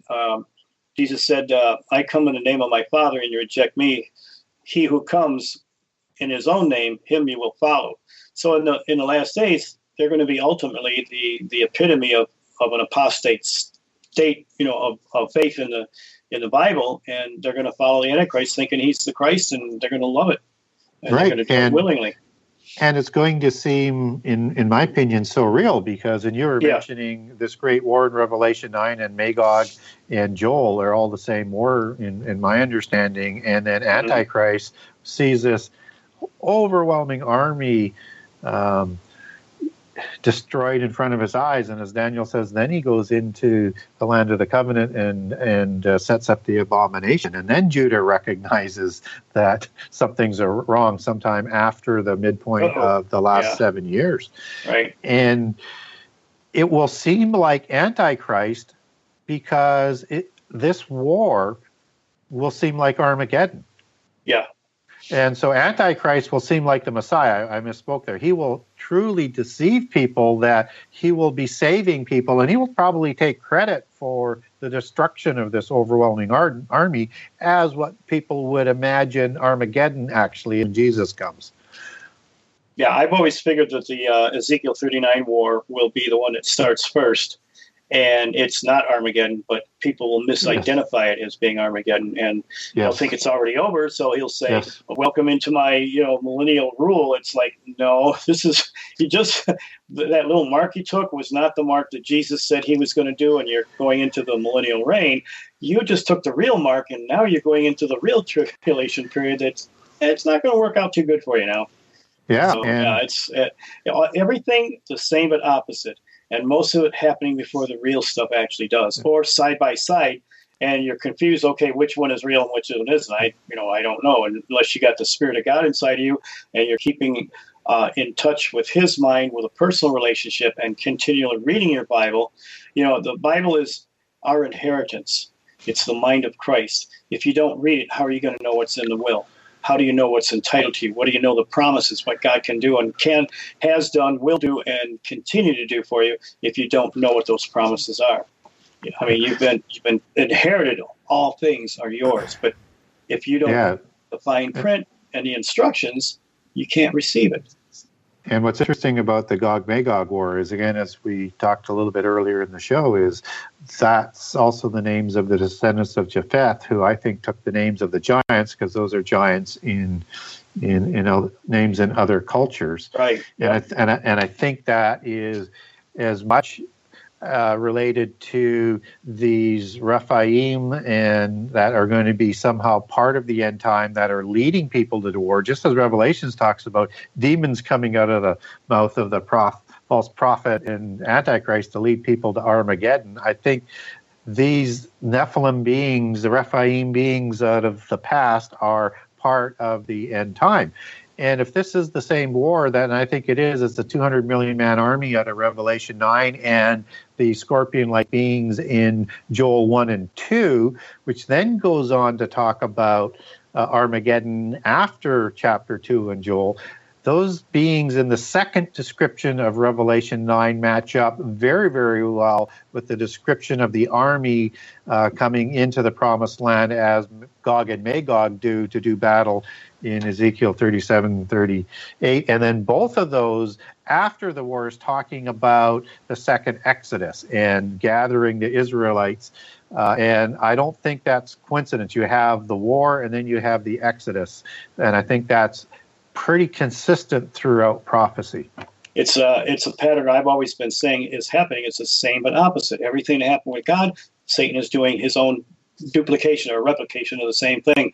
You were saying about the Nephilim and how they're integrating into our society. I don't think that it's by coincidence. That I think we've had sleeper agents who are probably Nephilim all along, but they pretended to be major evangelists in Christianity. I'm not going to mention names, but when certain people who have now gathered themselves millions as an audience, as a preacher of the gospel, and now all of a sudden they're saying that, hey, there's such a thing as Chrislam. We're all together. We're all as one. That's a huge defection. Well, we have another one who, in Pentecostal evangelical, now says we need to be reconciled to the Catholic Church. We need to be under their guidance. Who are these people? They were preaching. I remember 40 years ago, they were preaching a pretty good, solid, simple, basic gospel. Now they have departed so much. It's just like the Pope, this new Pope, saying, he's doing selfies with people. He's the people's Pope, and everybody's just so enamored by his cool behavior. But they're not listening to what he's saying. He's already said Jesus failed at the cross, that there's many ways to into heaven. I mean, that is the very spirit of Antichrist, and they're not even hearing it because they're so enamored on how he's presenting himself. So it's the moles.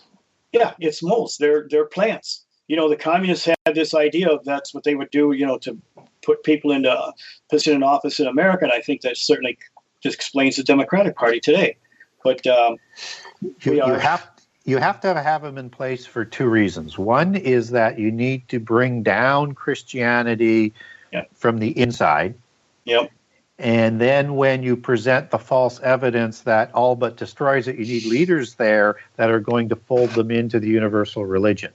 Exactly, because we are like sheep. We want to follow somebody. So if we're already enamored by certain key evangelists that we watched on TV for years, you're not going to depart from them people.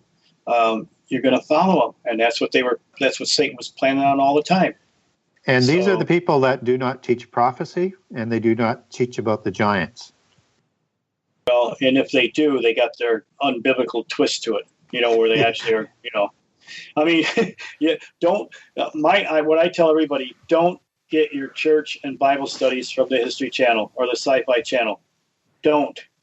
I don't think those guys, I think most of them that are representing official theologians of the Bible, I don't even think they're human. You want to know where the Nephilim are hiding?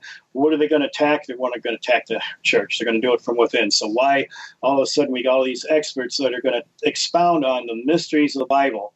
And here you do. I did, when this Mysteries of the Bible new series on the History Channel first came out, I did a research and study on all the people that they were using as experts. There was two atheists, one agnostic, and the other one was a member of a secret society. I really want those people telling me about the Word of God. Yes, such honest brokers. Yeah. Jeez. I mean, it's like, man, do a little, when I'm watching YouTube videos, I'll listen and I'll watch with an open mind, and then I'll make sure I get the name of the person or organization that they're representing, and I'll do some research on it. Who are these people? What are their agenda? What is their historical trail in the background? What kind of trail have they led? What kind of fruit is there to be gained? And man, you'd be surprised if you just take a little bit of time and research the researchers, find out who is telling you what and from what perspective or vantage point they're coming from. You'll find out there's a lot of garbage and dirt out there. I've been to several sites that were expounding on the Word of God and come to find out that they were Islamic clerics. They were purposely flooding the thing, pretending to be Christians, giving out information to people and putting their own twist on it. Yep. Hey, I want to jump in real quick. You guys said y'all were going to talk about the linemen of Moab. Still haven't heard anything on that. Well, I think the next few minutes, because it's 8:49, we probably should do that then. Okay. Yeah, I think it has a connection in here. By the way, I mentioned Into the Bloodlines when I was talking about the bloodlines that come out of India and the caste system that was set up, and I was talking about the Nagas. There's also the warrior class that comes down and kings in that Naga tradition, but there is another one that comes from another part of the pantheon, and this one forms into the Singh title, and Singh means lion. And so when we see lions intermixed with this understanding, and I'm going to link this in a second in a larger way, and that you have lions with all of the monarch seemingly iconology as well, and symbolisms. You have dragons and lions, and then there's the unicorn one, but that's a separate one for the Stuarts. That's all there for a reason. Again, it's encoding their belief system and their genealogy. Mm-hmm. And, we get these beings coming out of prehistory, whether or not it's like King Humbada out of the Epic of Gilgamesh. And he had the face and the paws of a lion, and he's a king. And he has some other things like he's got the claws of the vulture and horns of a bull and covered in scales and a few other interesting descriptions I won't mention right now. But this ideology of a lion type of being, God and king, is not an unknown concept in prehistory and history.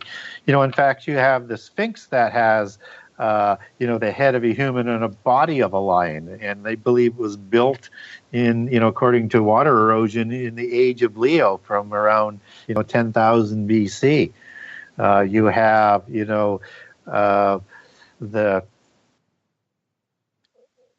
the hieroglyph of the Sphinx is a slouching lion. You have lion people on Egyptian reliefs.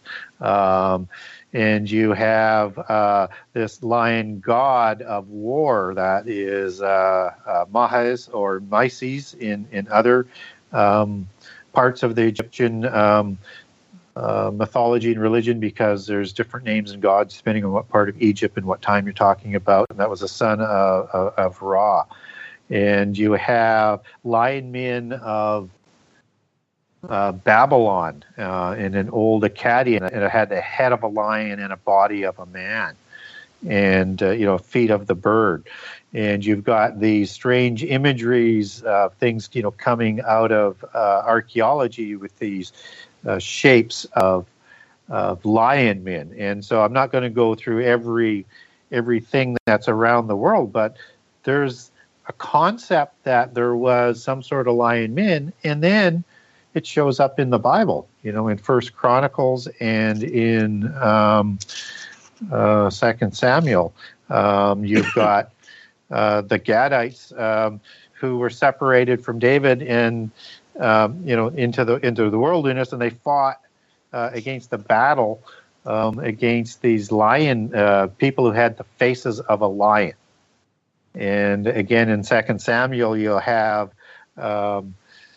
two lion-like men that were slain. And so I think this understanding of these lion men is like another form of Nephilim, right? Not in the serpent liking, but perhaps that goes back to another one of the angels, because and in their occultic mythology, and also noting that Chimera in Greek mythology had the body and the head of a lion, and a few other interesting descriptions that goes along with it. But in the occult belief system, they link back an angel called Ariel, and Ariel means Lion of God. And and I'm not saying this is actual, but then when I look at the Hebrew for these lion men that are described in both Chronicles and Samuel, it goes back to number 739, Ariel, and it's described as, heroic and lion-like men and lion of God. So, I mean, all of this sort of ties in together that I think there's a case to be made that they may have not have been as prevalent, but there was gods that took the form of a lion, and they had offspring that looked just like them in a parallel story to the Nephilim. And I think the other added a possible explanation is that we're thinking linear here, and we know that as transhumanism and our development of space-time, the Nazis with the Die Glocke, a literal time travel program, now with Project Monarch and Pegasus, the Americanization of the same kind of technology application, which you follow the money, the same money that financed and supported the Nazi machinery is supporting the United Nations, and in turn supporting some of the Black Ops stuff in America. So it's all the same team making different efforts and attempts or a flow into our country. So the Nazis, my claim is they never lost the war, they just changed address and came over here. And now they're finishing what they had started back then. So it's very possible, I think, that they now have the technology to travel back and plant chess pieces all throughout history. So, they're maybe completing the transhumanism, cross-genetic Frankenstein creatures here, and then bring them back to prior times so that these legends and myths can be solidified like chess pieces in a game so that they can have their checkmate at the end where they draw all things together. Well, see this here and this here. I think someday when they are able to get into or have access, probably when Hawaz finally dies, because he's protecting everything as being Egypt, when they are able to get into that vault room between the paws of the Sphinx, because there's all kinds of occult prophecies about that, it wouldn't surprise me if they find a library of pre-flood texts that's going to redefine a whole different story. It'll be Satan's spin on everything. Right time, the right place. It'll be open. We know it's there. We've tested through sonic, measurements and everything. There is a room down there. They found a access tunnel going from I think somewhere in the mid side of the Sphinx. But Hawaz has forbidden anybody to go through it, into it, or anything, because he already knows that they're going to find evidence that the Sphinx predates any Egyptian civilization. And so he's protecting that. So maybe when he passes, he's a pretty old guy, not that I'm trying to wish anything on him or anything, but I mean, something's going to happen where they'll have access to it, discover all kinds of stuff. But again, my claim is that this has all been planted from the future into the past as chess pieces that'll be drawn out for checkmate sometime very soon in our time. Yeah, and I agree with you that not only is the Sphinx, predate, standard Egyptologists dating. You have the pyramids that I also think predate that as well, and you've got depictions, even into Mesopotamia that will show the pyramids, and you've got also even in Egypt in the reign of Narma depicting the pyramids already being built. And then there's some other scrolls and records that show that Khufu or Khafra were just doing more of a remodeling, that they didn't, in fact, build it. So I think plagiarizing is what I think I would call it. Plagiarizing. It was already there, but hey, we're going to put my name on it. Yeah, exactly. Well, in Isaiah, it says, God says, I put my marker in Egypt.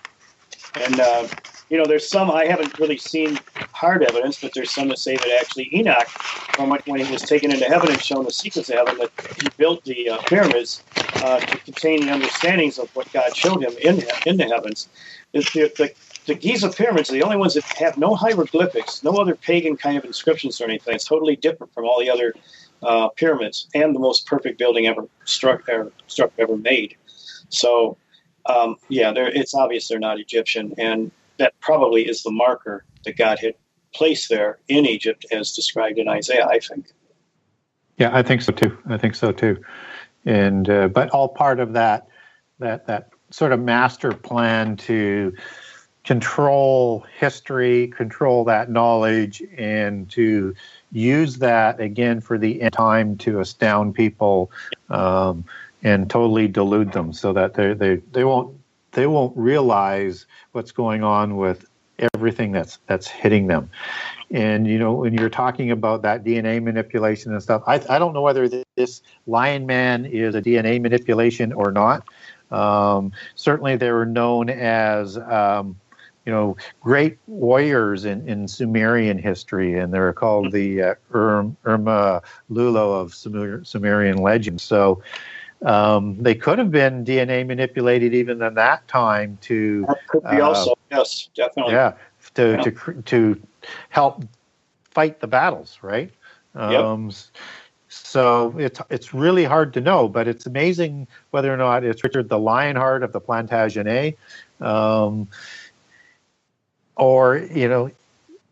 all the other kingships that sort of lionized, for lack of a better word, this lion imagery, that there's something that goes back in their pedigree, in their history, in their belief system, that goes back to this lion thing. And I think we're going to see some of that come out in the end time. And I think it's why we get a lot of entertainment to prepare us for this, whether it's Yes. the Beast and Beauty of the Beast or the Lion King or in Tarzan. I think call me a conspiracy writer, which I am, but I don't believe this stuff is there for. It's called programming, Gary, and that's what they're doing. It's called programming, and that's exactly what they're doing. It's all preparation for the end time. It is, absolutely. I find it amazing that millennials understand quantum physics, even though they don't know it. All they got to do is watch every Marvel picture that's on television. Everything by DC Comics or Marvel Comics. Yes. There's more real quantum physics being taught there than anywhere I've ever seen. Yeah. When I had my store in Roswell, it was a bookstore wannabe museum. So I was building my way into making it a kind of a museum. But I had every thing biblical based on all topics, including the man-made UFOs, the genetic manipulation all throughout time, and these different legends that we're talking about now. And it amazed me. Kids would come in, millennials would come in my store, and they go, "Oh, that's like this game. That's like, I saw that." They're familiar with all of it. They were familiar with it from the time they were babies. They watched cartoons. Then they started playing role-playing games. If they got into the more recent things of playing with other people online, live action, games, they're being taught theosophy. They're being taught quantum physics. They're being taught all these things in preparation to embracing the offers that the Antichrist is going to give them in the last days. They know about all this stuff. They may not know what theosophy is, but they know it by concept. They may not know the name of it. Yeah, whether it's through Star Wars or Marvel comics or whatever. Yes. And as you're saying, not only the technology of the end time, but the religion of the end time through characters that are superheroes who are reflections, a Nephilim of old, because if you take hero as it's understood in its ancient meaning, it means the offspring of the gods and a human female and a demigod. And that's what they're representing in these beings, just as Superman comes from the house of El. He's Kal-El, son of Jor-El, and he's got this seraphim snake S on his chest. I mean, it couldn't be more obvious what they're doing. The characters, the religion, and the teaching all comes out of prehistory as to what's going to happen in the end time. And so when they're told this new revisionist history, it'll all make sense to them.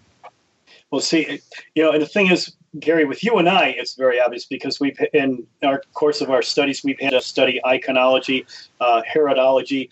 We understand the symbols, and you can start reading these things like a book. But with everyone else, it's like hidden in plain sight. They don't understand it. It just takes a minimal amount of research, though, to find out these things. And then you can see, oh, my gosh, look at this symbol. Look what the history is. Oh, my goodness. Wow, that's more than a coincidence, I guess. But most people, they don't. It's hidden right in plain sight. And people don't realize that there's another world, another history, another agenda hidden and slipped right in between our eyes, literally like the Matrix. The Matrix is... I was going to say, just as you were saying about the swastika and how it ends up being in German. Well, it was Blavatsky who took that symbolism out of Eastern mysticism, right, and put it into her religion called Theosophy, which is part of what was introduced into Germany that they changed and perverted, as it's said in the occult society, into Ariosophy and adopt that swastika. And so... my claim is that swastika it's the oldest known icon in the history of mankind, and it goes all the way back to being the symbol of sons of God. Yeah, and back to Sumeria. You see that symbol in Sumeria reliefs as well. Yep. And what's also interesting about the Eastern mysticism, and I know we're starting to go over time here, but as you talk about the quantum mechanics in the technology and the understanding for interdimensional and AI and CERN and everything else with quantum computing and quantum mechanics, is the scientists who started quantum science and what they teach the scientists, that if you want to understand quantum computing, you have to understand the Upanishads and the Vedas, because that's where you get the philosophical understanding to know what you're looking for. Yep. And that's they're actually searching for, in one aspect other than interdimensional, and how to work interdimensional is something they call the Atma particle, which is that knowledge particle that, as you were talking about entanglement, communicates all the knowledge. It has all the knowledge of the universe entangled in all of the particles at the quantum level. So again, all part of that end time technology. And the very Atma power that came right out of Helena Blavatsky's first volume, Cosmogenesis in Secret Doctrine. So, I mean, it's just, the terms are there in kind of a more of a metaphysical, but it actually is a real historical physics. And I think that is what's so seductive for a lot of even Christians, that when some of these things can be explained, metaphysics, as being real, then all of a sudden they're just, oh, wow, it shakes their world and their faith and everything. It's like one of my big things when I'm doing any kind of New Age shows is just because something is real doesn't make it real good. Matter of fact, it can be real bad.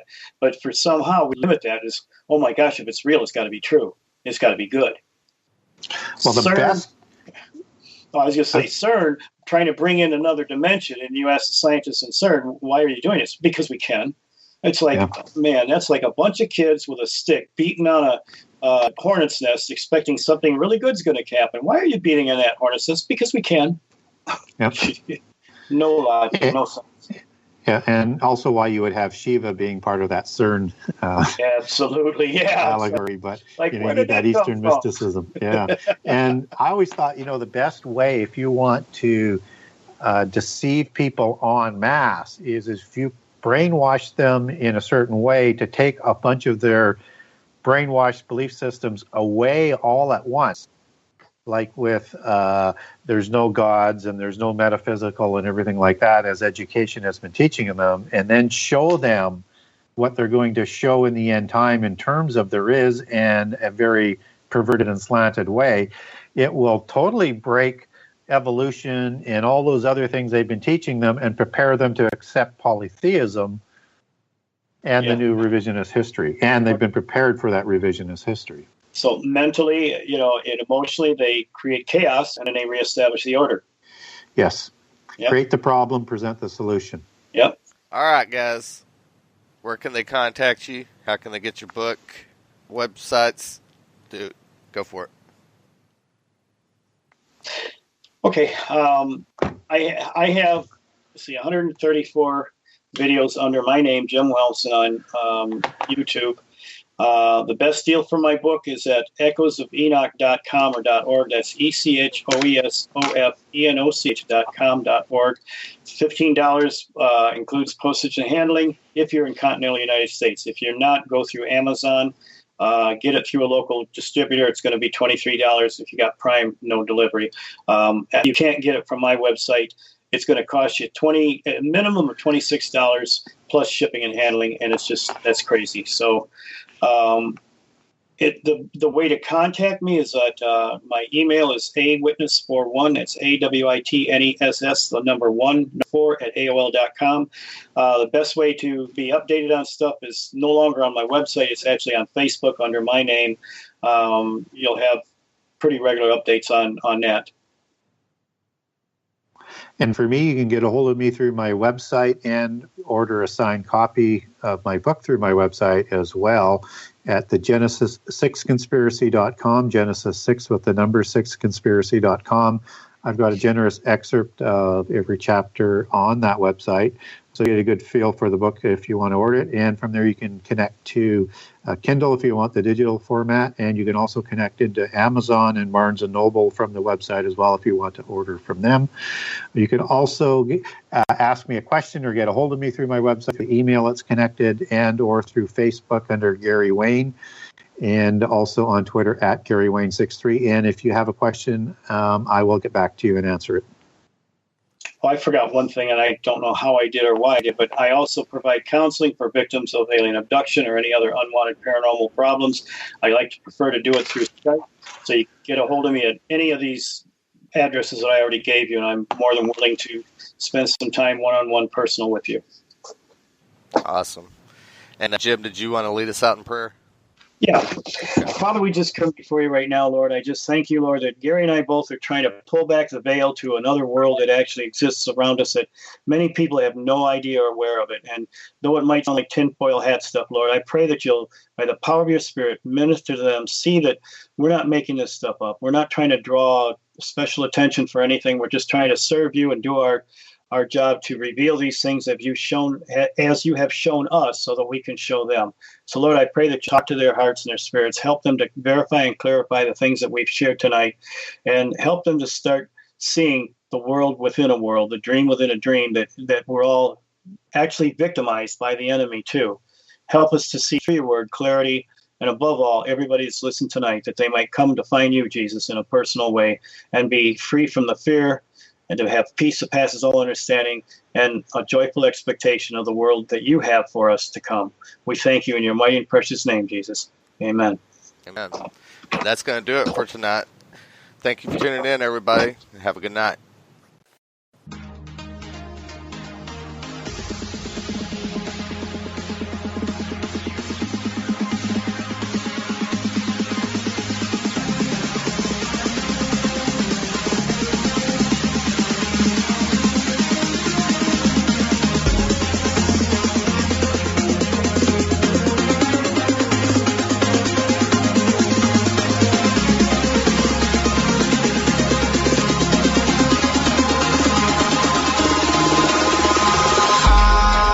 In the sky, gazing far into the night, I raise my hand to the fire, but it's no